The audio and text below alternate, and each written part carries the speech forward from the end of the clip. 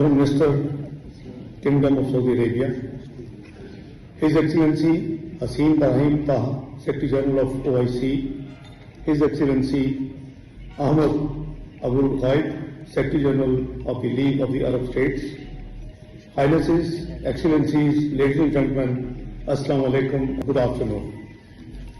Let me begin by extending my profound appreciation to the custodian of the two holy mosques, His Majesty King Salman bin Abdulaziz Al Saud, His Royal Highness Crown Prince and Prime Minister of Saudi Arabia, Prince Mohammed bin Salman bin Abdulaziz Al Saud, and His Highness Foreign Minister Prince Faisal bin Farhan Al Saud bin Abdullah for convening this crucial meeting for the preparation of the summit tomorrow.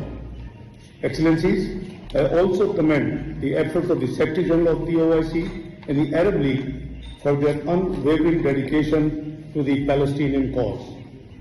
The first joint Arab Islamic Summit in Riyadh in November last year had adopted far-reaching decisions to end war in Gaza. Unfortunately, after more than a year, the situation in the Middle East has worsened even before. Israel has been contravening all international norms and laws with impunity. The Israeli occupying forces continue to commit war crimes and crimes against humanity against the innocent Palestinians. During the last 1 year, brutalization of Palestinians by Israeli occupying forces has increased. Death toll of the innocent Palestinians has crossed 44,000, while more than 100,000 have been injured and millions displaced. Number two, cities and towns continue to be destroyed. Civilian infrastructures, homes, schools, hospitals, and humanitarian shelters have been willfully targeted and razed to the ground. International humanitarian access to Palestinians has been further restricted. According to the Commissioner General of the UNRWA, Gaza is the most dangerous place in the world for aid workers. The demonization and delegitimization of the UNRWA by the Israeli parliament not only risks the collapse of the already fragile aid distribution process in Gaza, but also amounts to flagrant contraventions of the UN Charter, international law, provisional measures set by the International Court of Justice, and the Court's advisory opinion of July 2024. Excellencies, the conflict has been expanded to Lebanon, Syria, and Iran. The reckless pursuit of a so-called Greater Israel by encroaching upon the sovereignty of states beyond Palestine is fraught with serious implications for regional peace and stability. Pakistan strongly condemns Israel's military strikes against these brotherly countries, which are a blatant violation of the UN Charter and the international law. The UN Security Council remained ineffective.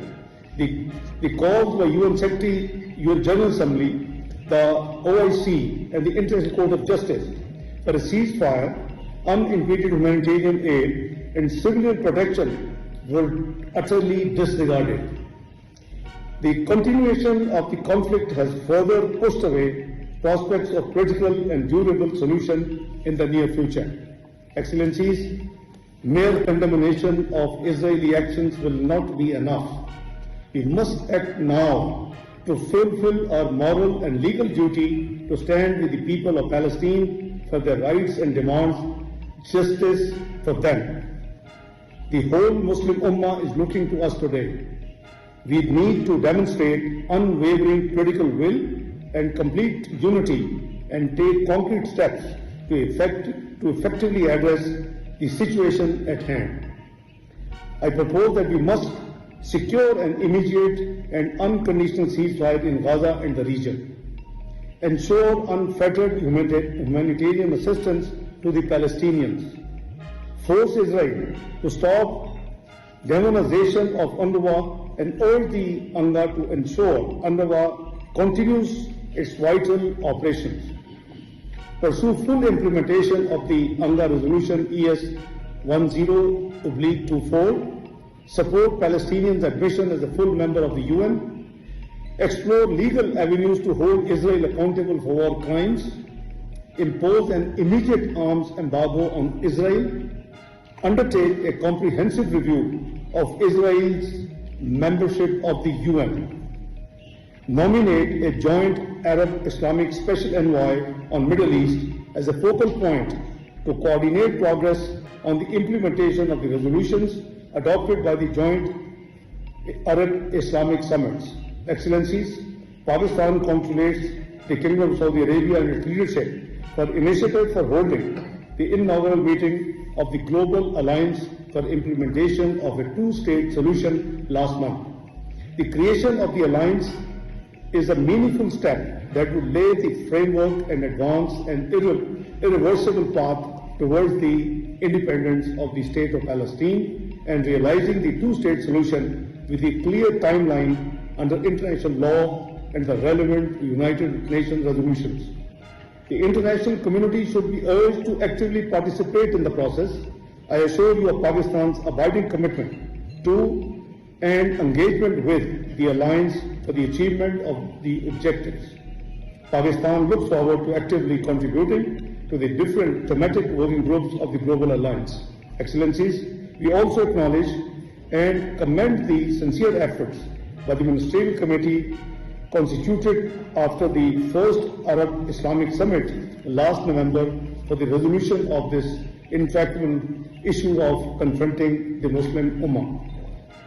Excellencies, Pakistan has always been a strong supporter of the Palestinian cause. Since October last year, Pakistan has sent 12 consignments comprising humanitarian assistance for our Palestinian brethren. Besides, Palestinian students are being provided additional scholarships at various Pakistani educational facilities.